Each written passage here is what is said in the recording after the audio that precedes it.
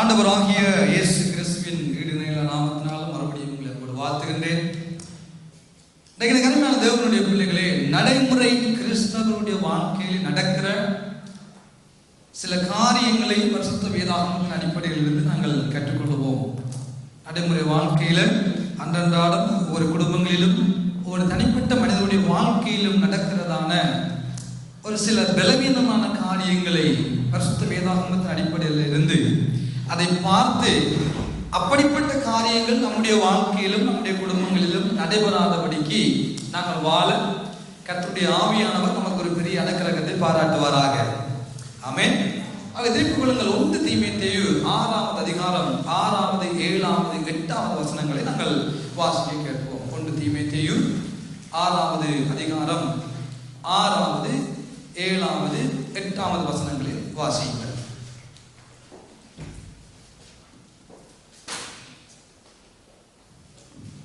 போதும் என்கிற மனதுடனே கூடிய தேவ பக்தியே மிகுந்த ஆதாயம். உலகத்திலே நாம் ஒன்றும் கொண்டு வந்ததில்லை. இதிலிருந்து நாம் ஒன்றும் கொண்டு இந்த உலகத்திலே இருந்து நாங்கள் ஒன்றும் கொண்டு போகிறதும் இல்லை என்பது நிச்சயம். உண்ணவும் உடுக்கவும் நமக்கு உண்டாயிருந்தால் அது போதும் என்று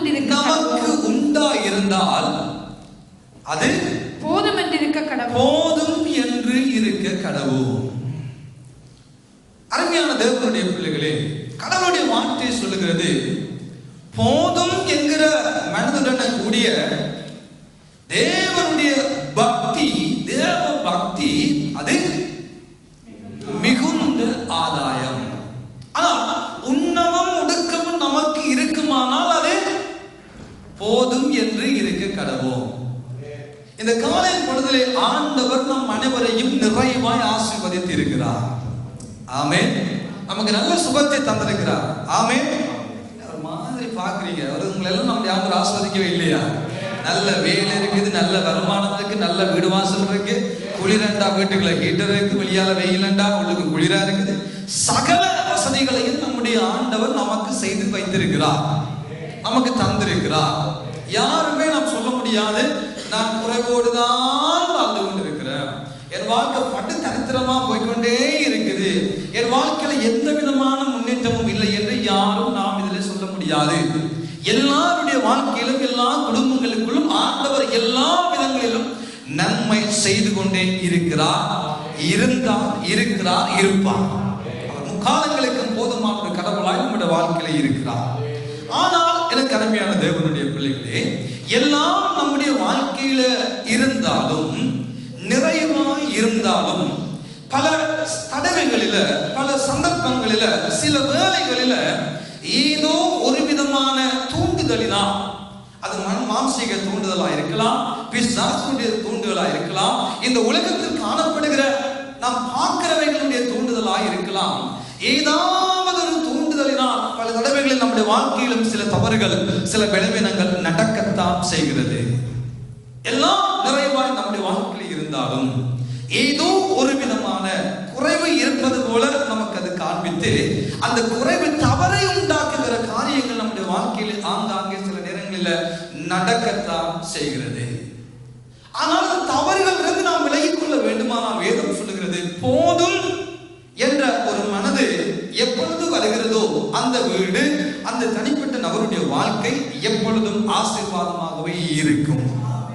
போதாது என்று வருகிற பொழுது அந்த போதாது என்ன செய்யுமானால் பலவிதமான தூண்டுதல்களினால், பலவிதமான தவறான நடத்தலுக்கு நம்மை கொண்டு போய், நம்மை தேவையில்லாத இடங்களில் நம்மை கொண்டு போய் நிறுத்தி, தேவையில்லாத காரியங்களை செய்ய வைத்து, தேவனிடம் இருக்கின்றதான அழகான அந்த உறவை நம்மை பிரித்து விடுகிறது, நல்ல உறவை பிரித்து விடுகிறது, கெடுத்து விடுகிறது, அதை குட்டி சோறாக மாற்றி விடுகிறது. அது ஒவ்வொரு ஆவிக்குரிய குடும்பங்களையும், இந்த உலகத்தில் வாழுகிற அநேக ஆவிக்குரிய குடும்பங்களையும் இவ்விதமான பலவீனங்கள் விட்டுத்தான் வைக்கவில்லை, விட்டுவிடத்தான் இல்லை.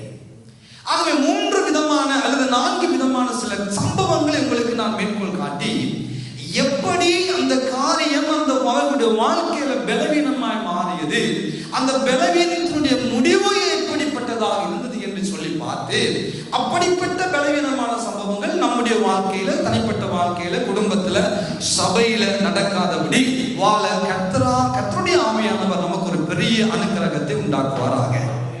ஆமென். ஆக முதலாவது சம்பவமாக 1 ராஜாக்கள் 21வது அதிகாரத்திலே நாங்கள் ஒரு வசனத்தை வாசிக்க கேட்போம். 1 ராஜாக்கள் 21வது அதிகாரம் 25வது வசனத்தை வாசிப்போம். 1 ராஜாக்கள் 21:25. தன் மனைவியாகிய யேசபேல் தூண்டிவிட்டபடியே கர்த்தரின் பார்வைக்கு பொல்லாப்பானதை செய்ய தன்னை விட்டு போட்ட ஆகாபை போல ஒருத்தனும் இல்லை. என்ன நடக்கிறது இங்கே? தன்னுடைய மனைவியாகிய யேசபேல் தூண்டிவிட்டபடியே. யாரு தூண்டுகிறார்? அந்த ஆகாப் என்னும் ராஜாவினுடைய மனைவியாகிய யேசபேல் என்பவள் தூண்டிவிட்டபடியே வேதம் சொல்லுகிறது, கர்த்தரின் பார்வைக்கு பொல்லாப்பானதை செய்ய தன்னை வித்து போட்ட ஆகாபை போல ஒருத்தனும் இல்லை. என்னவா? மனைவியுடைய தூண்டுதலுக்கு, கடவுளுடைய பார்வைக்கு பொல்லாப்பானதை செய்யும்படியாக மனைவி தூண்டி விடுகிறாள். அந்த தூண்டுதலுக்கு தன்னை விட்டு போட்ட அந்த ஆகாபை போல இந்த உலகத்துல ஒருத்தனும் இல்லை. சொல்லுங்க, ஒருத்தனும் இல்லை. ஆதியாகமம் 3வது அதிகாரம் 17வது வசனம் அங்கே நமக்கு ஒரு காரியத்தை சொல்லுகிறது. ஆதியாகமம் 3வது அதிகாரம் 17 இருக்க வாசிங்க. 17வது வசனம் 3:17. பின்பு அவர் ஆதாமை நோக்கி நீ உன் மனைவியின் வார்த்தைக்கு செவியை கொடுத்து புசிக்க வேண்டாம் என்று நான் உனக்கு விலக்கின விருட்சத்தின் கனியை புசித்தபடியினாலே பூமி உன் நிமித்தம் சபிக்கப்பட்டு இருக்கும். பூமி உன்னால சபிக்கப்பட்டு இருக்கும். ஏன் இந்த ஆதாமால் இந்த பூமி சபிக்கப்பட்டது? வேதம் சொல்லுகிறது, நீ உன் மனைவியின் வார்த்தைக்கு கீழ்ப்படிந்தபடினா. அப்படியானால் வேதம் நமக்கு சொல்லுகிற காரியம் என்ன? மனைவி மாருக்கு நாம் கீழ்ப்படிய கூடாதோ? இந்த 2 வசனங்களை வாசிக்கிற பொழுது ஆண்களுக்கு ஒரு பெரிய சந்தோஷம் வரும். பாத்தியா பைபிள் என்ன சொல்லுது? உன் வார்த்தைக்கு கீழ்ப்படிய கூடாதுன்னு சொல்லுது. அப்படியெல்லாம் சொல்லவில்லை. வேதம் நமக்கு தெளிவாக சொல்லுகிற காரியம் என்ன? வேதம் சொல்லுகிறது, கடவுளுடைய வார்த்தையை பார்க்கிலும், சொல்லுங்க, கடவுளுடைய வார்த்தையை பார்க்கிலும் பொண்டாட்டியினுடைய மனைவியினுடைய வார்த்தைக்கு கீழ்ப்படுகிறவனுடைய குடும்பத்துல சில அசம்பாவிதங்கள் நடந்தே தீரும். சில சம்பவங்கள் நடந்தே தீரும். கடவுளுடைய பார்வைக்கு பொல்லாப்பானதை செய்யும்படியாக யேசபேலுடைய தூண்டுதல் இருந்தது என்று வேதம் சொல்லுகிறது. எதற்காக அந்த மனைவி அப்படிப்பட்ட தூண்டுதலை ஏற்படுத்தினார்?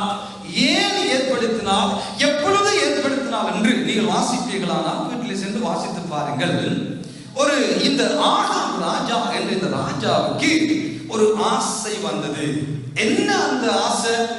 அந்த சமாரியாவிலே நாபோத் என்று சொல்லுகிற ஒரு அழகான ஒரு மனிதன் அவன் ஒரு திராட்சை தோட்டத்தை வைத்திருந்தான். அழகான பச்சை பசைகளுக்கு காட்சி அளிக்கின்ற அழகான ஒரு தோட்டத்தை அந்த மனிதன் வைத்திருந்தான். அப்பொழுது இந்த ஆகாப் என்ன செய்கிறான்? அந்த மனிதனுடைய அந்த தோட்டத்தின் மேல ஆசை வைத்து எப்படியாவது அதை தனக்கு எடுத்துக்கொள்ள வேண்டும் என்பதில் ஒரு ஆசை, ஒரு பேராசை, ஒரு அவன் வாழ்க்கையில வந்தபடியினால் அவன் போய் கதைத்து பார்க்கிறான். அந்த நாபோத்தோடு பேசுகிறான். நாபோத்தே, இதை எனக்கு தா, உன் திராட்சை தோட்டத்தை எனக்கு தா, நான் அதை கீரை கொள்ளையாக்கும்படியாக செய்ய வேண்டும். நான் கீரை தோட்டம் செய்ய போறேன், உன் திராட்சை தோட்டத்தை எனக்கு தா என்று கேட்ட பொழுது அவன் சொல்லுகிறான், கர்த்தருடைய ஆசீர்வாதத்தை, எங்கள் பிதாக்களுக்கு தேவனால் கொடுக்கப்பட்டதான இந்த ஆசீர்வாதத்தை நான் இங்கே ஒரு நாளும் தரமாட்டேன். இது ஆண்டவர் எனக்கு தந்த ஆசீர்வாதம், இது ஆண்டவர் என் பிதாக்களுக்கு கொடுத்ததான ஆசீர்வாதம், இதை நான் உன் கையில தரவே மாட்டேன் என்று சொன்னபடியா ஆனால் இந்த ஆகாப் என்ன செய்கிறான்? கவலையோடு வந்து வீட்டுக்குள்ள வந்து அவர் ஒரு படுக்கையில படுத்திருக்கிறார். அப்ப இந்த இயேசபேல் அம்மா வருகிறார், வந்து கேட்கிறார், என்னப்பா என்ன ஒரு மாதிரி இருக்கிறீங்க, உங்களோட முகம் பழமையா போனதே இல்லை, நல்லா சிரிச்சு நல்லா சிந்தளிப்பா நல்லா கலகலன்னு இருக்கிறீங்க, எனக்கு தெரியுது ஏதோ ஒரு உங்களுக்கு நடந்திருக்கிறது, உங்களோட முகம் கொஞ்சம் பௌரிக்கா இருக்கிறது, நீங்க கொஞ்சம் ஏதோ மாதிரி இருக்கிறீங்க, என்னப்பா என்ன டார்லிங் என்று இந்த இயேசபேல் அம்மா அவர் அழகாய் நேசிக்கிறதான அந்த ஆகாபை போய் கேட்கிறார். அவர் சொன்ன, இல்லப்பா சில அதெல்லாம் வேணாம், இல்லப்பா உங்களோட முகம் ஒரு மாதிரி அதெல்லாம் வேணாம், விடுங்க அதெல்லாம் விடுங்க வேணாம், இல்ல சாப்பாடு எனக்கு வேண்டாம். அடுத்த ரெண்டாவது ஒரு பிரச்சனை வந்தா மனைவிமாரா இருக்கட்டும் புருஷன்மாரா இருக்கட்டும் சில குடும்பங்களை கைய வைக்கிறதே இதுல சாப்பாடு. சில நேரத்தில் கோபம் வந்தா நல்லா சமைச்சு ஆர்வம் சொன்னார்கள், கோபம் வருகிற நேரத்தில் நல்லா சமைக்கணும், நல்லா சாப்பிடுவேன், நல்ல சந்தோஷம். கோபம் வந்தா சமைத்து சாப்பிடுங்க, நல்ல விஷயம்.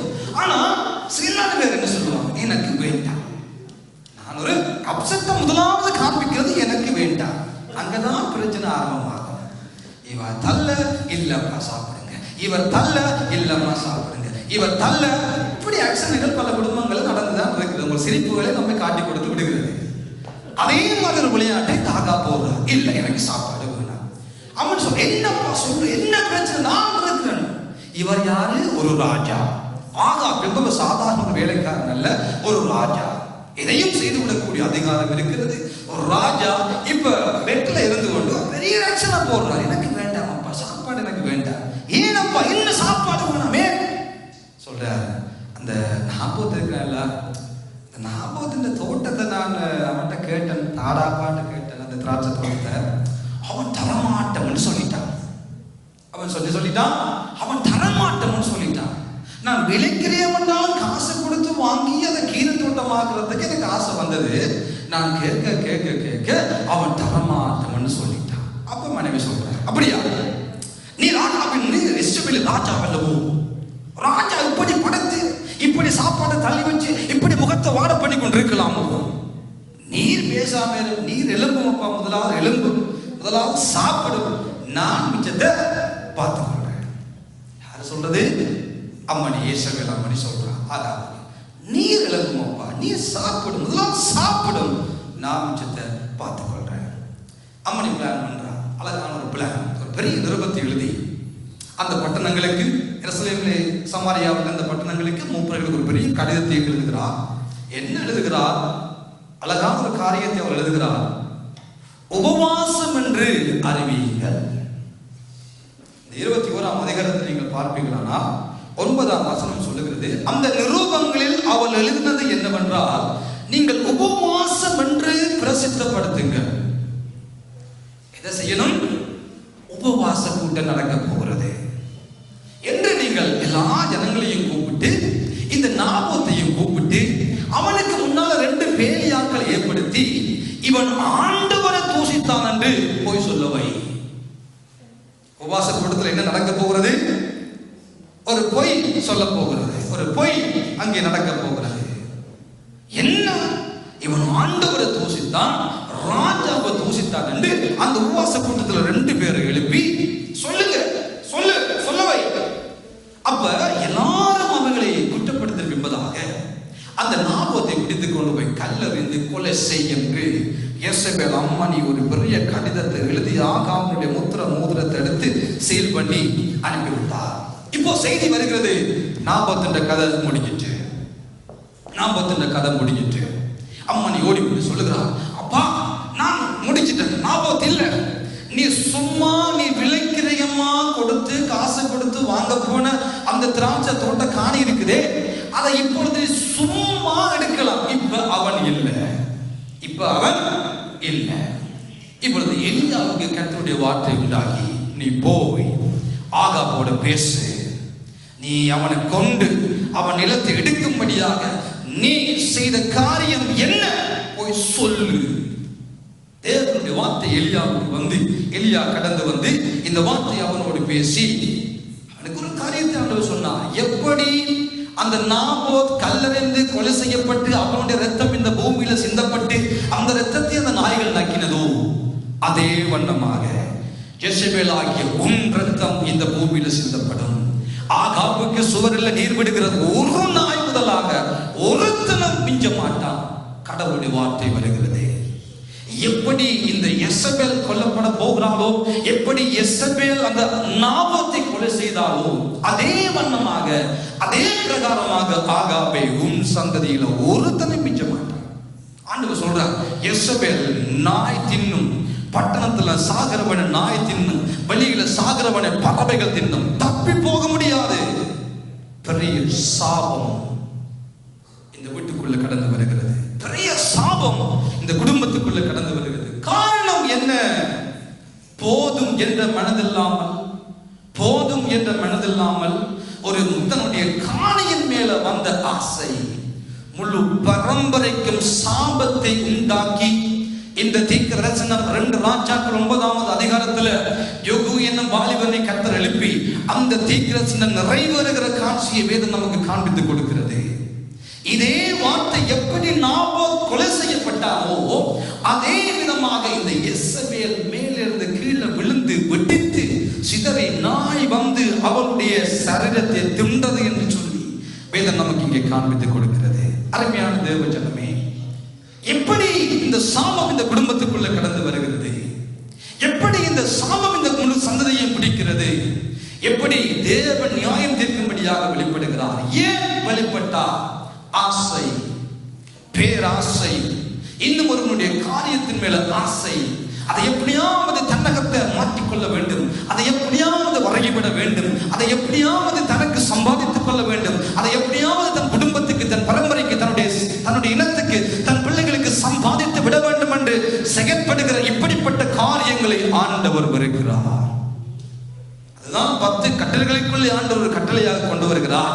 புறனுக்குள்ள ஒன்றையும் புறனுடையதை இச்சையாக, அது நாபோத்துடைய திராட்சை தோட்டமாக இருக்கட்டும், அது மற்றவனுடைய ஆசீர்வாதங்களா இருக்கட்டும், மற்றவனுக்கு ஆண்டவர் அருளுகிற நன்மைகளா இருக்கட்டும், இச்சையாக சாபம், சாபம் இந்த முழு குடும்பத்துக்குள்ளும் கடந்து வந்தது. சாபம் உபவாசம் என்னும் பெயரில் அரங்கேறியது. சாபம் கர்த்தரை தூசித்தான் என்னும் பெயரில் அரங்கேறுகிறது. தேவ ஜனமே, தேவனுடைய பிள்ளைகளும் தங்களுடைய காரியங்களை தாங்கள் நிறைவேற்றிக் கொள்ள வேண்டும் என்பதற்காக இன்றைக்கு தேவனையும் தேவனை சார்ந்த காரியங்களையும் பயன்படுத்தி கொண்டு தங்களுடைய காரியங்களை அவர்கள் நிறைவேற்றுவதற்கு, தங்களுடைய சுய அபிலாசைகளை நிறைவேற்றுவதற்கு, தங்களுடைய தேவைகளை நிறைவேற்றுவதற்கு, தங்களுடைய வாழ்க்கையை நிரப்புவதற்கு, தங்களுடைய ஆசைகளை நிறைவேற்றுவதற்கு, தங்களுடைய அபிலாசைகளை நிறைவேற்றுவதற்கு, கணவன் மனைவிக்கு வேண்டிய ஆசை நிறைவேற்றுவதா இருக்கட்டும், மனைவி கணவனுக்கு வேண்டிய ஆசைகள் நிறைவேற்றுவதா இருக்கட்டும், இவன் பிள்ளைகளுக்கு வேண்டிய ஆசைகளை பெற்றோர் நிறைவேற்றுவதா இருக்கட்டும், அல்லாவிட்டால் பெற்றோருக்கு தேவையான காரியங்களை பிள்ளைகள் நிறைவேற்றுவதா இருக்கட்டும், ஆசை பேராசையாக மாறி அந்த காரியம் அந்த குடும்பத்துக்கு சாபத்தை கொண்டு வருகிறது என்பதனை இந்த வேதாகம் நமக்கு தெளிவாக காண்பித்துக் கொடுக்கிறது. போதும் என்ற மனது ஆவிக்குரிய கிறிஸ்தவனுக்குள்ள இல்லை. போதும் அப்பா, இது போதும், இது காணும் என்ற நினைப்பு ஒரு மனிதனுக்குள்ள வருவது சரியான கடினமானதாகவே இருக்கிறது.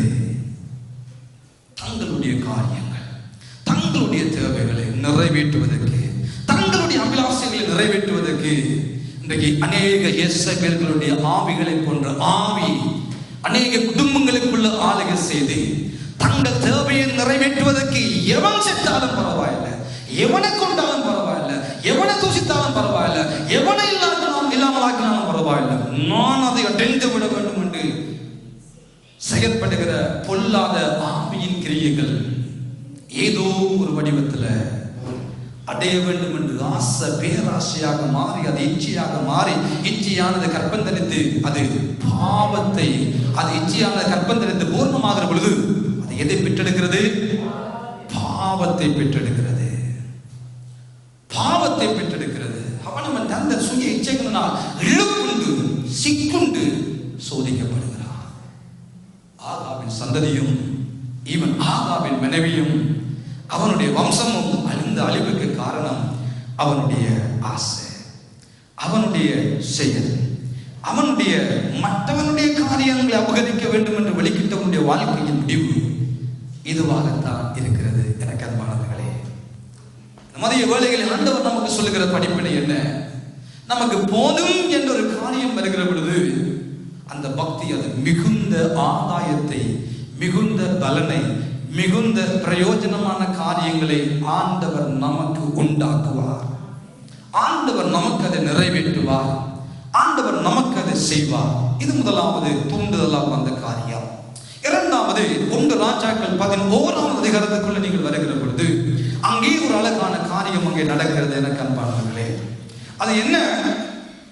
அங்கே யெரொபெயாம் என்று சொல்லுகிறான ஒரு மனிதன் வடக்கு தேசமாகிய இஸ்ரவேல் ராஜ்யத்தை ஆளுகை செய்து கொண்டிருக்கிற பொழுது அவன் என்ன செய்கிறான்? ஆண்டவருக்கு விரோதமாய், நன்றாய் கவனியுங்கள், ஆண்டவருக்கு விரோதமாய் அவன் பலிபீடங்களை கட்டி தேவையில்லாத தேவைகளுக்கும் தேவையில்லாதவற்றுக்கும் பலியிட்டு அவன் ஆண்டவரை விட்டு சோரம் போய், ஆண்டவரை விட்டு தூரம் போய், ஆண்டவர் அருவருக்கிற காரியங்களுக்கு முக்கியத்துவத்தை கொடுத்து அவன் பெரிய பெரிய மேடைகளை கட்டி பலிபீடங்களை பலி செலுத்திக் கொண்டிருக்கிறான். ஒரு மனிதன் கடந்து வருகிறான். பெத்தேல் என்னும் இடத்துக்கு ஒரு மனிதன் கடந்து வருகிறான். வந்து சொல்லுகிறான், யெரொபெயாமே, நீ செய்கிறது அருவருப்பான காரியம். நீ மேடைகளின் மேல் தேவையில்லாதவற்றை பலியிட்டு தேவையில்லாத காரியங்களை செய்கிறபடியினால் உன் சந்ததிகளில் ஒருவன் எழும்பி இந்த ஆசாரிகள் எல்லாரையும் பழி வாங்குவான், எல்லாரும் கொலை செய்யப்படுவார்கள், எல்லாரும் இந்த இடத்துல பலியிடப்படுவார்கள் என்ற ஒரு செய்தியை அந்த தீர்க்கதரிசி வந்து சொல்லுகிற பொழுது உடனே இந்த யெரொபெயாம் என்ன செய்கிறான்? அவனை பிடியுங்கள் என்று சொன்ன பொழுது யெரொபெயாமின் கை நீட்டப்படுகிறது. ஆனால் நீட்டின கையை மடக்க முடியாத நிலைமை. அவனை பிடியுங்கள் என்று சொன்னதான கை மடக்க முடியாத நிலைமையில தள்ளாடுகிறான் யெரொபெயாமுக்கு விரோதமாக ஆண்டவருடைய வார்த்தை பயங்கரமாய் வந்தது. அவன் செய்த பாவத்தை குறித்து தீர்க்கதரிசி முறைக்கிறான். அவன் செய்த தவறை குறித்து தீர்க்கதரிசி முறைக்கிறான். அவன் மேல வந்த கோபம், அந்த தீர்க்கதரிசியின் மேல வந்த கோபத்தினால் பிடியுங்கள் என்று சொன்ன பொழுது கையை மடிக்க முடியாமல் போய்விட்டது. அப்பொழுது மனம் மாறி சொல்லுகிறான், தீர்க்கதரிசியே, ஆண்டவர்கிட்ட ஜெபம் பண்ணி என்ற கையை சுகப்படுத்த என்று சொன்ன பொழுது அதே தீர்க்கதரிசி எவனை பிடியுங்கள், கொலை செய்ய வேண்டும், அவனை இல்லாமல் ஆக்க வேண்டும் என்று துணிகரம் கொண்டு அதே யெரொபெயாம் ராஜா அவனை கூப்பிடுகிறான். வா, என் வீட்டுக்குள்ள கடந்து வா, வந்து போஜனம் பண்ணி விட்டு போக என்று சொன்ன பொழுது அவன் சொல்லுகிறான், அந்த ராஜாவை பார்த்த, ராஜாவே, என் ஆண்டவர் எனக்கு சொல்லி இருக்கிறார், நீ இந்த தீர்க்கதரிசி சொல்ல போகிற வழியால நீ திரும்பி அந்த வழியால வந்துவிடக் கூடாது. நீ எந்த வழியால போகிறாயோ தீர்க்கதரிசி சொல்லிவிட்டு இன்னும் ஒரு வழியால் கடந்து நீ வந்துவிட வேண்டும். இது முதலாவது கண்டிஷன். இரண்டாவது, நீ போய் தீர்க்கதரிசனை முறைத்து விட்டு வரும் வரைக்கும் எங்கும் நீ போகக்கூடாது, நீ சாப்பிடவும் கூடாது, நீ அப்பம் சாப்பிடவும் கூடாது, தண்ணியும் குடிக்க கூடாது என்று சொல்லி அந்த தீர்க்கதரிசிக்கு ஆண்டவர் தெளிவாய் பேசியிருந்தார். இப்பொழுது இந்த காரியங்கள் எல்லாவற்றையும் பார்த்த ஜனங்கள் ஓடோடி சென்று இஸ்ரவேலில் இருந்ததான ஒரு பெரிய தீர்க்கதரிசியிடம் இந்த காரியத்தை சொல்லுகிறார்கள். அது நீங்கள் 1 ராஜாக்கள் 11ஆம் அதிகாரத்திலே நீங்கள் வாசித்து பார்க்கலாம். எனக்கு அன்பானவர்களே, வேதம் நமக்கு சொல்லுகிறது, 1 ராஜாக்கள் 13 பாருங்க, 13ஆம் அதிகாரத்திலே 11ஆவது வசனத்தை வாசிங்க. 13:11. கிழவனான ஒரு தீர்க்கதரிசி பெத்தேலிலே குடியிருக்கிறான். அவன் குமாரன் வந்து தேவனுடைய மனுஷன் அன்றைய தினம் பெத்தேலிலே செய்த எல்லா செய்கைகளையும் அவன் ராஜாவுடைய சொன்ன வார்த்தைகளையும் தங்கள் தகப்பனுக்கு அறிவித்து விட்டார்கள். அழகாக வேதம் சொல்லுகிறது, கிழவனான ஒரு தீர்க்கதரிசி. சொல்லுங்க, கிழவனான ஒரு தீர்க்கதரிசி. அந்த தீர்க்கதரிசியிடம் போய் பிள்ளைகள் நடந்த காரியங்கள் எல்லாவற்றையும் சொல்லுகிறார்கள். யெரொபெயாம் மேடைகளை மேல் பலியிட்ட பொழுது அந்த தீர்க்கதரிசி வந்து தீர்க்கதரிசனை முறைத்த என்பதாக அவன் அந்த ராஜா கையை நீட்டின பொழுது அவனுடைய கையை அங்கே மடிக்க முடியாமல் போன பொழுது அந்த தீர்க்கதரிசி ஜெபம் பண்ணின பொழுது ராஜா கையை மடிக்கின்றார். தீர்க்கதரிசனம் நிறைவேறுவதற்கு இந்த பலிபீடங்கள் உடைந்து இந்த சாம்பல்கள் அதன் மேல் கொட்டப்படும் என்று சொன்ன பொழுது உடனே அந்த பலிபீடங்கள் உடைந்தது. அப்படியாக அந்த மனிதனை கர்த்தர் பயன்படுத்தினார். அப்படிப்பட்ட ஒரு தீர்க்கதரிசியை நாங்கள் பார்த்தோம் என்று சொல்லி இந்த கிழவனான இந்த கிழட்டு தீர்க்கதரிசிக்கு வந்து சொன்ன பொழுது இந்த கிழட்டு தீர்க்கதரிசி உடனே என்ன செய்கிறான்? புறப்பட்டு ஓடி போய் அந்த தீர்க்கதரிசியை சந்தித்து சொல்லுகிற காரியத்தை வேதம் நமக்கு இங்கே காண்பித்துக் கொடுக்கிறது. வாசிக்க கேட்போம். வாசியுங்கள். 18ஆம் வசனத்தை வாசியுங்கள். அதற்கு அவன், உம்மை போல நானும் ஒரு 16ல இருந்து வாசிக்க போகணும்னா நமக்கு விளங்குது. 16. தேவனுடைய மனுஷனை தொடர்ந்து போய் ஒரு கர்வாலி மரத்தின் கீழ் உட்கார்ந்திருக்கிற அவனை கண்டு, யூதாவில் வந்த தேவனுடைய மனுஷன் நீர்தானே என்று அவனை கேட்டதற்கு அவன் நான் தான் என்றான். அப்பொழுது அவனை நோக்கி, என்னோட கூட வீட்டுக்கு வந்து அப்பம் புசியும் என்றான். அதற்கு அவன், நான் உம்மோடே திரும்பவும் உம்மோடே உள்ளே போகவும் மாட்டேன். இந்த ஸ்தலத்திலே உம்மோடே நான் அப்பம் புசிக்கவும் தண்ணீர் குடிக்கவும் மாட்டேன். ஏனென்றால் நீ அப்பம் புசியாமலும் அங்கே தண்ணீர் குடியாமலும் நீ போன வழியாய் திரும்பி வராமலும் இரு என்று கர்த்தருடைய வார்த்தை எனக்கு உண்டாயிருக்கிறது. கடவுள் எனக்கு சொல்லி இருக்கிறார் என்றார். அதற்கு அவன் உம்மை போல நானும் தீர்க்கதரிசி. உம்மை போல இந்த கிழட்டு தீர்க்கதரிசி சொல்லுகிறான். உன்னை போல நானும் தீர்க்கதரிசி. அவன் அப்பம் புசித்து தண்ணீர் குடிக்க நீ அவனை திருப்பி உன் வீட்டுக்கு அழைத்து கொண்டு வா என்று ஒரு தூதன் கர்த்தருடைய வார்த்தையாக என்னோட சொன்னான் என்று அவரிடத்தில் போய் சொன்னான். அவன் சொல்லுகிறான், என்ன கர்த்தருடைய வார்த்தை எனக்கு உண்டாகி இப்படி கர்த்தர் செய்ய என்று சொன்னான். இந்த கிழட்டு தீர்க்கதரிசி என்ன சொல்லுகிறான்? நீ மட்டுமோ தீர்க்கதரிசி? நானும் யாரு? தீர்க்கதரிசி தான். நீ மட்டுமா விசுவாசிக்கிற? நானும் ஒரு விசுவாசி, நானும் ஒரு தீர்க்கதரிசி. சரி ஐயா. இவன் சொல்லுகிறான், அவன் நான் கர்த்தருடைய வார்த்தை எனக்கு உண்டானது என்று இவன் சொல்லுகிறான். பாருங்கள், ஒரு தூதன் கர்த்தருடைய வார்த்தையாக என்னோடு சொன்னான். அது சொன்னது ஒரு தூதன் என்னோடு பேசினான். என்ன? அவனை போய் கூட்டிக் கொண்டு வந்து உனக்கு சாப்பாட்டை கொடுத்து தண்ணியை கொடுத்து உன்னை என் வீட்டில் வைத்து உன்னை திருப்பி அனுப்ப வேண்டும் என்று ஒரு தூதன் எனக்கு சொன்னான். இந்த விளையாட்டு இன்றைக்கு இந்த சமகால சுவிஸ் தேசத்தை விட்டு விடவே இல்லை. எல்லாருக்குள்ளும் என்ன வருகிறது? நான் கண்டன், சொப்பனத்துல கண்டன், தரிசனத்துல கண்டன், ஒரு தூதனும் எனக்கு சொன்னான். கிழட்டு தீர்க்கதரிசிகள் இன்றைக்கு பெருகினபடியினால் ஐயோ அருமையான குடும்பங்கள் அநாதைகளாக்கப்படுகிறது. ஹலோ, அருமையான குடும்பங்கள் அகதிகளாக்கப்படுகிறது. நிற்கதியற்றவர்களாய் அலைகிற நிலைமைகளுக்கெல்லாம் காரணம் இந்த கிழட்டு தீர்க்கதரிசிகள். பெரிய தாடி, பெரிய மீச, பெரிய வயிறு எல்லாம் பெருசா இருந்தா அவர் சொல்லுறதும் பெருசா தான் இருக்கும். என்னது? எல்லாருக்கும் பெருசு. ஆகவே அவர் சொல்றதுதான் உண்மையாக இருக்கும். அவரும் ஒரு தீர்க்கதரிசி தானே, அவரும் ஆண்டவரோடு பேசுகிறவர் தானே, அவரும் வெளிப்பாட்டை பார்க்கிறவர் தானே, அவர் எனக்கு சொன்னா அது சரியா தான் இருக்கு. அவ்வளவுதான். ஆனா பைபிள் இருக்கு, நமக்கு ஆவியானவர் இருக்கிறார், ஆண்டவர் இருக்கிறார், திருத்துவ தேவன் நமக்கு இருக்கிறார். அதையெல்லாம் நம்ம நம்புறதில்ல, பார்க்கறதில்ல. எந்த கிழடன் எதை சொன்னாலும் ஆமா சாமி போட்டு இந்த ஆடு மாடுகளை போல அறவோடுகிற நிலைமைக்குள்ள நம்ம எல்லாரும் தள்ளப்பட்ட நிலைமையில் இன்றைய சமகால கிறிஸ்தவம் போய்கொண்டிருக்கிறது. என்ன பதில் செய்றீங்க? நான் இப்ப சபைக்கு போறல, அப்ப என்ன செய்றீங்க? கர்த்தர் என்னோட பேசினார், எனக்கு பெரிய அழைப்பு, எனக்கு பெரிய தரிசனம், எனக்கு பெரிய அது, எனக்கு பெரிய இது, எனக்கு அது. யாரு சொன்னது? எனக்கு அந்த பாஸ்டர் சொன்னார் போன் பண்ணி. ஆறு சொன்னது? எனக்கு இந்த தாடி பீச்ச பாஸ்டர் சொன்னாரு. எனக்கு அந்த கிழக்கு, அந்த முதிர்ந்த பாஸ்டர், முதிர்ந்த அனுபவம், முதிர்ந்த அவர்களெல்லாம் பயங்கரா. அவர் வாயை திறந்தா தீர்க்கதரிசனம் வரும், அவர் கண்ணை மூடினா சொப்பனங்கள்லாம் தெரியும். அப்படிப்பட்ட கடவுளால பயன்படுத்தப்படுகிற பெரிய கிழட்டு தீர்க்கதரிசிகளை நம்பி இன்றைய கிறிஸ்தவம் நாசமா போய்கொண்டிருக்கிறது.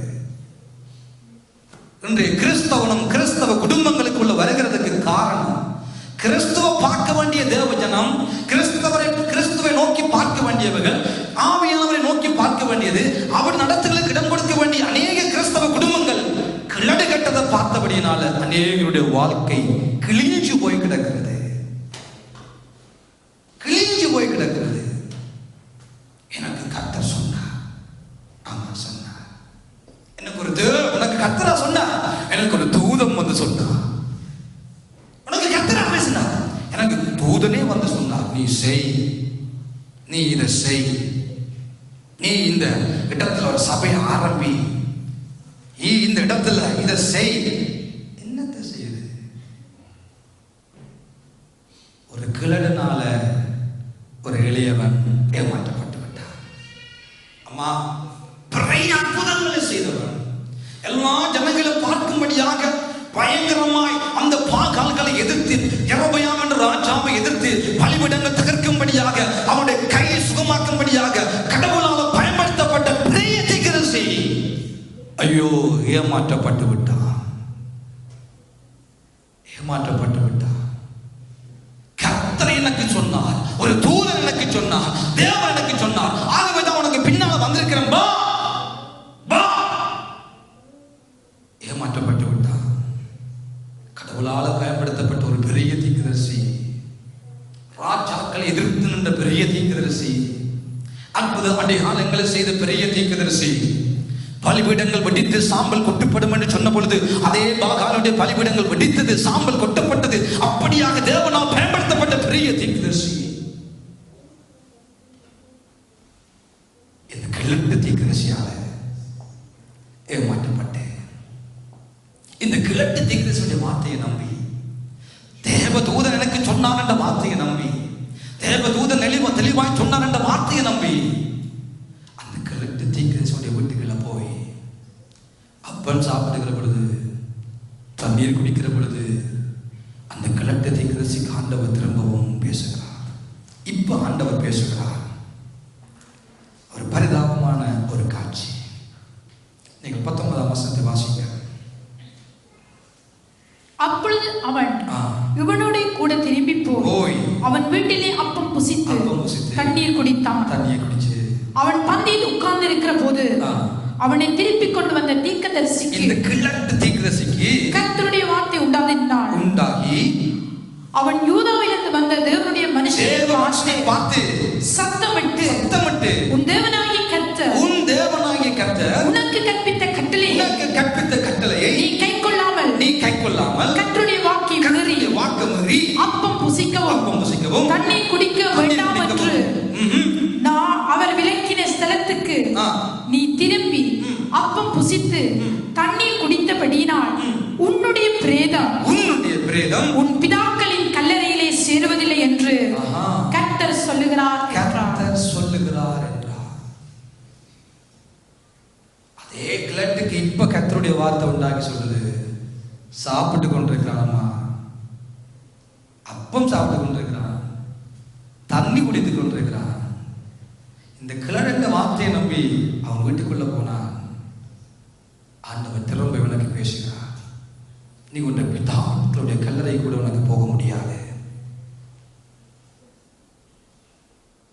உடைத்து விட்டான். இந்த கிழட்ட வார்த்தையை நம்பி போனவன் கழுதைகளை சினம் வைத்து கொடுத்தார்கள். போனான். சிங்கம் அவனை கடித்து தின்றது. சிங்கம் அவனை தின்றது. அவன் செத்து போனான். யார் செத்து போனான்? பெரிய தீர்க்கதரிசி அம்மா. ஒரு பெரிய தீர்க்கதரிசிக்கே இப்படிப்பட்ட நிலைமையானா, அற்புதங்களை பகிரங்கமாக நடப்பித்த அன்றே அவருடைய வாழ்க்கையின் முடிவு இப்படி மாறுமானா? தேவனுக்காக வைராக்கியம் பாராட்டி பாகால்களையும் விக்கிரக தோப்புகளையும் எதிர்க்கின்ற ஒருவன் சாய்ந்து போனான் அல்லவோ?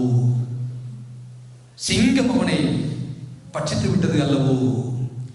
இப்படி கிழட்டு தீர்க்கதரிசிகள் தங்களுடைய சுய லாபங்களுக்காக, தங்களுடைய சுய அபிலாஷங்கள் நிறைவேற்றும் முகமாக கள்ள தீர்க்கதரிசனங்களை சொல்லி சொல்லி சொல்லி சொல்லியே எத்தனையோ ஆண்டுகள் சிதறப்பட்டு விட்டது.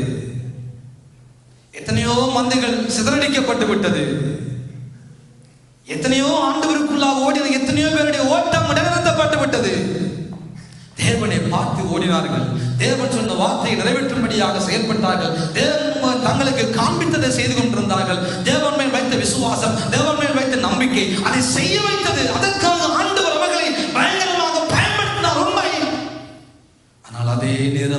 ஆண்டவருடைய வார்த்தையை மீறி, அவருடைய கட்டளையை மீறி கிழட்டு மனுஷனாகிய இந்த மனிதன் மேல் வைத்ததான நம்பிக்கை அழித்து விட்டது, அழித்து விட்டது. மாம்சம் இங்கே கிரியை செய்கிறது.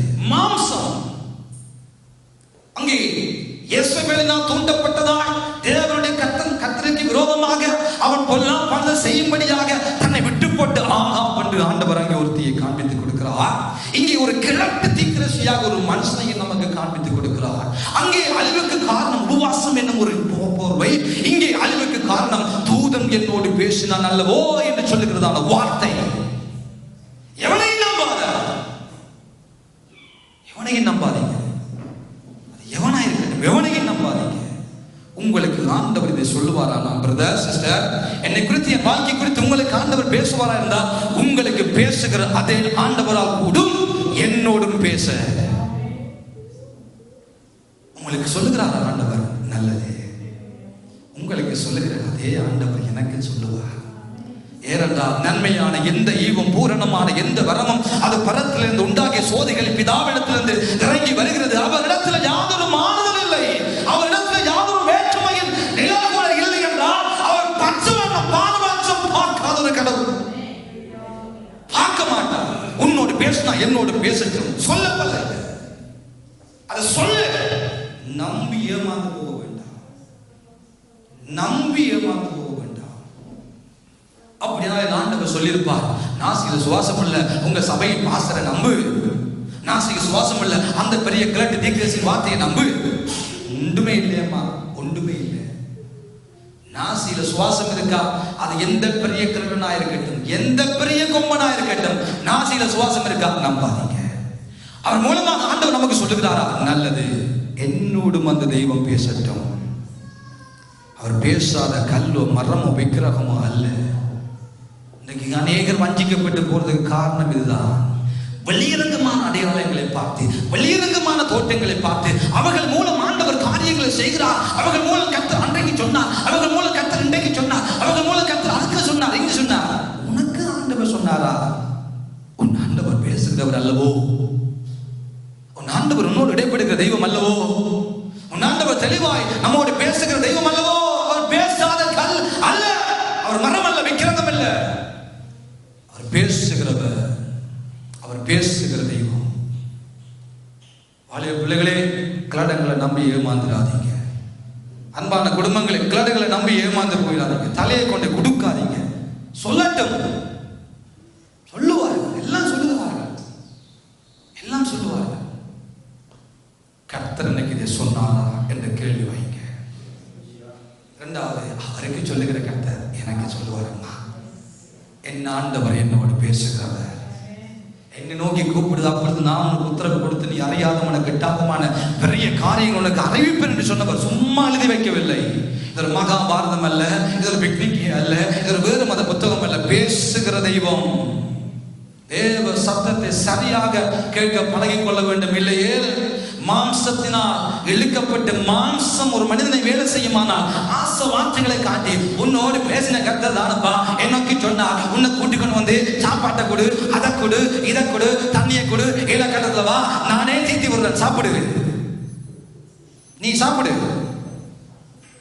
வஞ்சகர்கள், கள்ளர்கள், ஏமாற்றுகள் பெருகிவிட்ட ஒரு உலகத்தில் வாழ்ந்து கொண்டிருக்கிறோம். பெருகிவிட்ட அப்படிப்பட்டவர்களோடு தான் ஆண்டவர் பேசுவாரானால் நமக்கே இந்த வேதாகமம், நமக்கே ஆவியானவர், நமக்கே கடவுள், நமக்கே ஆலயம், நமக்கே ஜெபம். அவர்களிடமே போன் பண்ணி இன்றைக்கு சொல்லுங்க பிரதர், பாஸ்டர், ஆண்டவர் என்ன குடும்பத்துக்குள்ள என்ன செய்ய போற சொல்லுங்க, என்ன பிள்ளைக்கு கர்த்தர் என்ன செய்ய போறா சொல்லுங்க. நம்பாதீங்க. மாம்சம் வேலை செய்தது. ஒரு பெரிய தீர்க்கதரிசி அழகாக சிங்கத்தினால் கொலை செய்யப்பட்டு பரிதவிக்கப்பட்ட நிலைமையில் செத்து போனான். இது மாம்சம். இதற்கு காரணம் மாம்சம். இந்த மாம்சமும் தேவனுடைய காரியங்களை வைத்து தான் விளையாட்டு போட்டார்கள். உபவாசம் என்ற ஒரு காரியம் வைத்து விளையாட்டு போட்டார் இயேசுக்கள். இன்றைக்கு இந்த கிழட்டு தீர்க்கதரிசி தேவன் சொல்லுகிறார், தூதன் சொல்லுகிறார் என்றுதான் விளையாட்டு போட்டார்கள். இது இரண்டாவது. மூன்றாவது, புதிய பாட்டுகளை கடந்து போவோம். நமக்கு எல்லாம் தெரிந்த சம்பவம். 5ஆம் அதிகாரம் அப்போஸ்தலர் நடவடிக்கைகள், 5ஆம் அதிகாரம் அப்போஸ்தலர் நடவடிக்கைகள் 2ஆம் வசனத்தை வாசிங்க. 2ஆம் வசனத்தை வாசிங்க. தன் மனைவி அறிய, தன்னுடைய மனசி அறிய, அவன் கிரியத்திலே ஒரு பங்கை வஞ்சித்து வைத்து, அவன் கிரியத்தில் ஒரு பங்கை வஞ்சித்து வைத்து, ஒரு பங்கை கொண்டு வந்து அப்போஸ்தலருடைய பாதத்திலே வைத்தான். பேதுரு அவனை நோக்கி, அனனியாவே, அனனியாவே, நிலத்தின் கிரியத்தை ஒரு பங்கை வஞ்சித்து வைத்து, ஒரு பங்கை வஞ்சித்து நீ வச்சிட்டு பரிசுத்த ஆவியினிடத்தில், பரிசுத்த ஆவியானவரிடத்துல பொய் சொல்லும்படி சாத்தான் உன் இருதயத்தை நிரப்பினது என்ன? இங்க யார் இங்க கிரியை செய்கிறான்? சாத்தான். முதல் பார்த்த குடும்பத்துல யாரு கிரியை செய்தால்? ஒரு பொண்டாட்டி. இரண்டாவது சபைக்குள்ள பார்த்தோம் யாரு கிரியை செய்தால்? ஒரு கிழட்டு தீக்கரசி. இப்ப மூன்றாவது வேதம் சொல்லுகிறது சாத்தான் உன்னுடைய இருதயத்தை நிரப்பினது என்ன? அப்போ இங்கே ஆண்டவருக்கு கொடுக்க வேண்டிய காரியங்களை வஞ்சித்து, ஒளித்து, மறைத்து வைக்கும்படியாக, அதை செயல்படுத்தும்படியாக அவனை தூண்டிவிட்ட காரியம் யாது? சாத்தான். யாரு? சாத்தான் உன்னுடைய இருதயத்தை நிரப்பினது என்ன? தேவனுக்கு காணிக்கை கொடுக்கும்படியாக விரும்பினவர்கள், தேவனுக்கு கொடுக்கும்படியாக விரும்பினவர். அதுக்காக நினைக்கிறாங்க நான் இன்றைக்கு தசமபாகம் காணிக்கை போட்டு அடிக்க போறேன். அப்படி இல்லை. நமக்கு தெரியும் தசமபாகம்டா என்ன, நமக்கு தெரியும் காணிக்கைண்டா என்ன. மெக்டோனல்ஸ்ல சாப்பிட்டு போட்டு கேஎஃப்சியில் கொண்டே நாங்கள் காசை கொடுக்க மாட்டோம். கேஎஃப்சியில் சாப்பிட்டு போட்டு கீழே கொண்டே காசை கொடுக்க மாட்டோம். எங்கோ நாங்கள் ஆவிக்குரிய ஆகாரத்தை பெற்றுக் கொள்கிறோமோ அங்கே நாங்கள் விதைக்க வேண்டியது நம்முடைய கடமை. தேவனுடைய ஆலயத்தை கொடுக்க வேண்டியது நம்முடைய கடமை. அது எல்லாருக்கும் நமக்கு தெரியும், எல்லாருக்கும் நமக்கு தெரியும். அதை பற்றி பேச வேண்டிய அவசியம் இல்லை. நீங்கள் மனதார கொடுக்க வேண்டுமா கொடுக்க முடியாதுன்னு தீர்மானிப்பது நீங்கள் தான். தேவனுக்கு கொடுக்கிறோமா சந்தோஷமாய் கொடுத்துட்டு போய் கொண்டு இருக்க வேண்டியதான், அவ்வளவுதான். கட்டாயமா இல்ல, விசனமாயம் அல்ல, மற்றவன் போறான்றதுக்காகவும் அல்ல. நான் எவ்வளவு என்னால கொடுக்க முடியும். 10 ஒன்று நினைக்க சொல்லுவார்கள், எங்களுக்கு வார 10 ஒன்றை கொடுக்கிறது.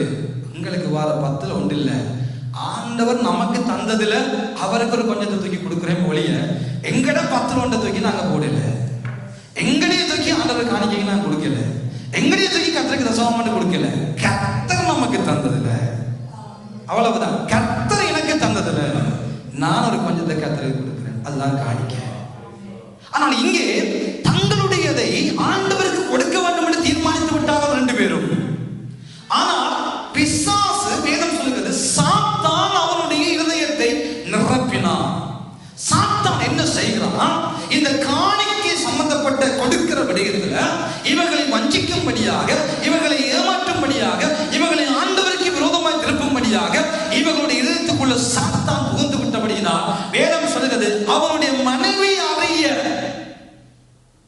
2 பேரும் சேர்ந்து மாஸ்டர் பிளான், தன்னுடைய மனைவி அறிய காரியங்களை நடப்பித்தான் என்று வேதம் தெளிவாக ஆண்டவர் எழுதுகிறார். மனைவி அறிய சாத்தானுக்கு இருதயத்தை கொடுத்து விட்டபடியினால், சாத்தான் தேவனுக்கு கொடுப்பதை நிறுத்தி விட்டபடியினால் இவர்களுடைய டிஸ்கஷன் மனைவியோடு இருந்திருக்கிறது என்று வேதம் சொல்லுகிறது. மனைவியும் சேர்ந்துதான் ஆண்டவருக்கு கொடுப்போம் என்று புருஷன் சொல்லுகிற பொழுது, இல்லப்பா கொடுக்க கூடாது, இன்றைக்கு கூட கொடுக்க கூடாது, எங்களுக்கு அந்த பில் இருக்கு இந்த பில் இருக்கு எல்லாம் சொல்ல போது கொடுக்க கூடாது. காணியை வித்துட்டோமா, இன்னொரு காணியை வாங்கணும், அதை வாங்கணும், இதை வாங்கணும், பிள்ளைகளுக்கு வேற பிள்ளைகளுக்கு கூட்ட பிள்ளை சேர்த்து வைக்கணும். இங்க கொடுத்தா என்ன செய்யறது? மற்றவர்கள் கொடுக்கிறவர்கள் இருக்கிறார்களானே, கொடுக்க கூடாது. மனுஷன் இல்லையப்பா கொடுப்போம், இல்ல இல்ல இங்க கொடுக்கிறத விட நாங்கள் மிஷனரி ஊழியங்களை தாங்கணும், இந்தியாவை தாங்கணும், இலங்கையை தாங்கணும், பங்களாதேசத்தை தாங்கணும், நேபாள தாங்கணும், பூட்டானை தாங்கணும், நிறைய இடங்களை தாங்கணும். அது நல்லது. ஆண்டவரை கொடுக்கிறத கொடுங்க, அதுல கஞ்சத்தனம் பார்க்க கூடாது. அவன் பிறகு சொல்லுவார், பாஸ்டர் நான் ஒரு நாள் கணக்கு பார்த்து கொடுக்கறேன்ல, அள்ளி கொடுக்குறேன்னு சொல்லுவார். இது ஆண்டவர் கொடுக்கறதுல என்னப்பா கணக்கு வழக்கு பார்க்கறோம்? ஒரு பிறந்த நாளுக்கு போறோம், ஒரு ஃபங்க்ஷனுக்கு போறோம், ஒரு திருமணத்துக்கு போறோம், ஏதாவது ஃபங்க்ஷனுக்கு போனோம்டா நாங்க போய் 10 ரூபாய் போட்டுட்டு வருவோமா? நான் போட்ட அந்த மனுஷன் பார்ப்பான், இன்னும் இந்த இடத்துல இருக்கிறவர் கொண்டு வந்து எனக்கு 10 ரூபாய் போட்டிருக்கிறார் என்று எழுதிதான் போடுவோம் அந்த மொய்யின் இதுல. மனுஷனை திருப்திப்படுத்த, ஒரு மனுஷனை பிரியப்படுத்த, ஒரு மனுஷன் நாங்கள் கொடுக்கறதுக்கு மேலாக எனக்கு தருவான்னு சொல்லி நம்பி 100 ரூபா கொடுத்தா 200 ரூபா தருவான், 200 ரூபா கொடுத்தா 300 ரூபா தருவான் என்று நம்பி கொண்டு போய் ஒரு மனிதனுக்கு கொடுக்கிற பொழுது எவ்வளவு கனமோ எந்த காரியங்களை கொடுக்கிறோம். ஆனால் ஆண்டவருக்கு கொடுக்கிற பொழுது மட்டும்தான் சில்லறைகளை தேடுகிற சில்லறை விசுவாசிகளும் இருக்கத்தான் செய்தார்கள். நான் முந்தைய சொல்லிக்கிறேன், இந்த காணிக்க பிடிக்கொண்டு சிறிலங்காவில் பிச போட்டவர்களும் யாரோ தெரியல இருக்கத்தான் செய்தார்கள். இந்த பட்டியல தேவஜனமே, கணவனும் மனைவியும் மாஸ்டர் பிளான். கணவனுடைய இதயத்தை பிசாசு நிரப்பினபடினா, பிசாசு அவன் இதயத்துக்குள்ள பூந்தபடினா, அவன் மனைவியோடு டிஸ்கஷன் பண்ணி இருக்கிறான். இருவரும் சேர்ந்து என்ன செய்கிறார்கள்? தேவனுடையதை பற்றிக்கிறார்கள். தேவனுக்கு கொடுக்க வேண்டிய பணமாக இருக்கட்டும், நேரமாக இருக்கட்டும், காலமாக இருக்கட்டும், தேவனுக்கு கொடுக்க வேண்டிய நாட்களாக இருக்கட்டும், மாதங்களாக இருக்கட்டும், உபவாச கூட்டங்களாக இருக்கட்டும், வீட்டு கூட்டங்களாக இருக்கட்டும், ஞாயிறு ஆராதனையாக இருக்கட்டும், எதுவாக இருக்கட்டும், ஏதோ ஒரு பகுதி. கணவன் சொல்ல ஒரு ஆலயத்துக்கு போவோம், புண்ணாசம் நேற்று இதெல்லாம் வேலப்பா படுத்து கிடப்போம், இன்றைக்கு கத்தருக்கு தெரியும் தானே எனக்கு கஷ்டப்பட்டு. இருவரும் நல்ல குடும்பம். கணவனுக்கு தெரியாம மனைவி செய்யல, மனைவிக்கு தெரியாம கணவன் செய்யல. நல்ல குடும்பம், அன்பான குடும்பம், ஒளிவு மறைவண்டி குடும்பம் நடத்திய நல்ல குடும்பம். எல்லாம் நன்றா இருந்தது, நல்லா இருந்தது, எல்லாம் நல்லா இருந்தது. ஒளிவு மறைவண்டி எல்லாம் செய்தார்கள். அதே போல கர்த்தருடைய காரியத்தையும் ஒளிவு மறைவண்டி கொண்டாட்டியே புருஷன் சேர்த்து கொண்டார். இதை சேர்த்து கொண்டபடியாத்தான் புருஷன் செத்து போற நேரத்திலையும் கொண்டாட்டியும் செத்து போனா. ஒருவேளை யோசித்து பாருங்க, மனைவி அறியாமல் இந்த அனனியா காணிக்கையை போட்டிருந்தா கொண்டாட்டிக்கு கூட இருந்திருப்பாங்க இல்லையா? சொல்லுங்க. மனைவிக்கு தெரியாம புருஷன் கொண்டு போய் வஞ்சித்து செய்திருந்தா இவர் மண்டையை போட்டிருக்க, அம்மனை கொஞ்சம் மாத்திரப்பா சொல்லியிருப்பா, எனக்கு தெரியாது என்று சொல்லி தப்பி இருப்பா. ஆனா அனனியா கணக்கத்தான் செய்திருக்க, நான் மட்டும் போய்விடக் கூடாது நரகத்துக்கு, நீயும் வரணும் என்னோட. எல்லாத்தையும் சொல்லி ரெண்டு பேரும் செய்தார்கள். ரெண்டு பேரும் சேர்ந்து முடிவெடுத்தார்கள், சேர்ந்து ஜெபித்தார்கள். சேர்ந்து கொண்டே கொடுக்காம, நான் முன்னுக்கு போறேன்ப்பா, அம்மா அனுப்பியிருப்பா, நீ போய் கொடுத்து பாருப்பா, நீ போப்பா முன்னுக்கு, பிறகு நான் பாறேன். ஐயா போனேன், ஐயா ஆட்டம் சொல்லி. இப்ப அம்மா வந்து நிக்கலாம். அம்மா பார்த்து தேவ மனுஷன் கேட்கிறா. 9ஆம் வசனத்தை வாசிங்க, 5ஆம் அதிகாரம் 9ஆம் வசனத்துல. பேதுரு அவளை நோக்கி கர்த்தருடைய ஆவியை சோதிக்கிறதற்கு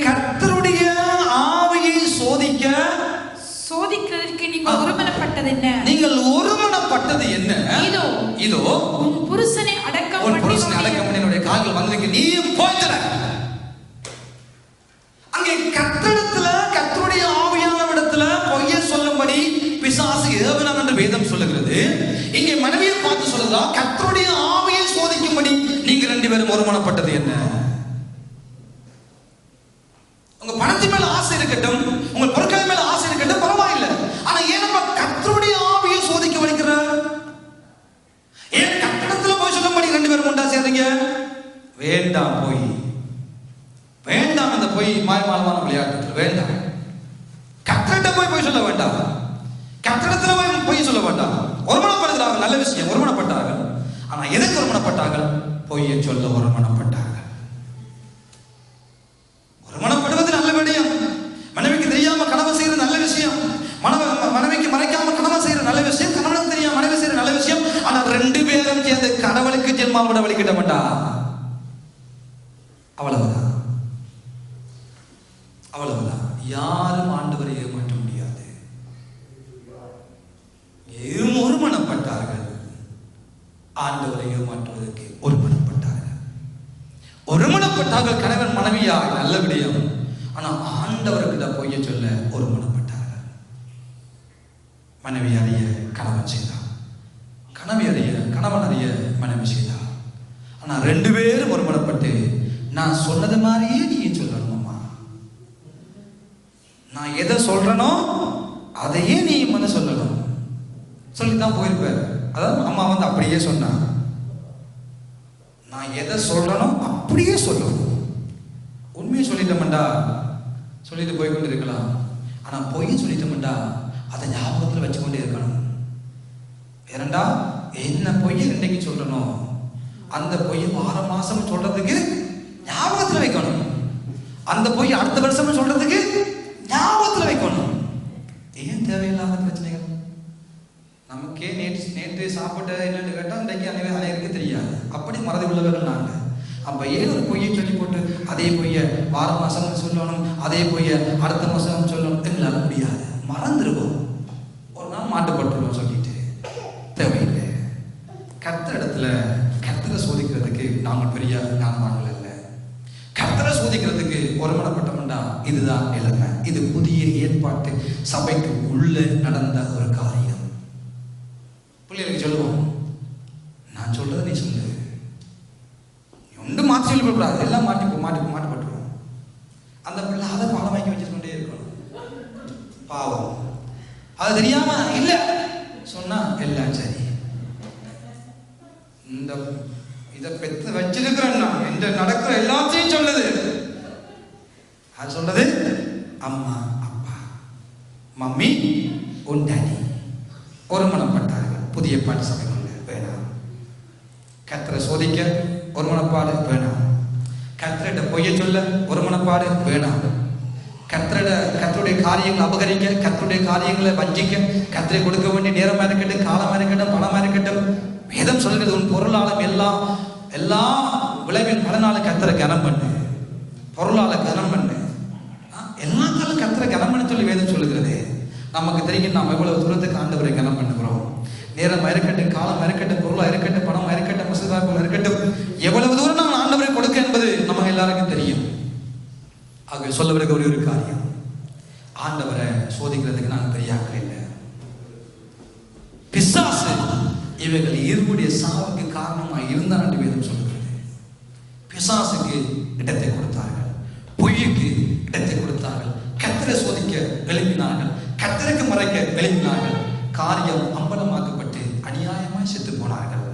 இது தேவனுடைய ஆலயத்துக்குள்ளே நடந்தது. போதும் என்ற மனதுடனே கூடிய தேவ பக்தி மிகுந்த ஆதாயத்தை உண்டாக்கும்.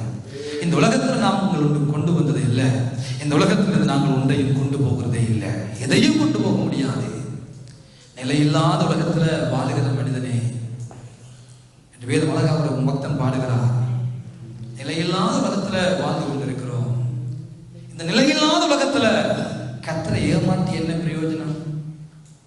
கர்த்தரை ஏமாற்றி கர்த்தருக்கு பொய்ய சொல்லி என்ன பிரயோஜனம்?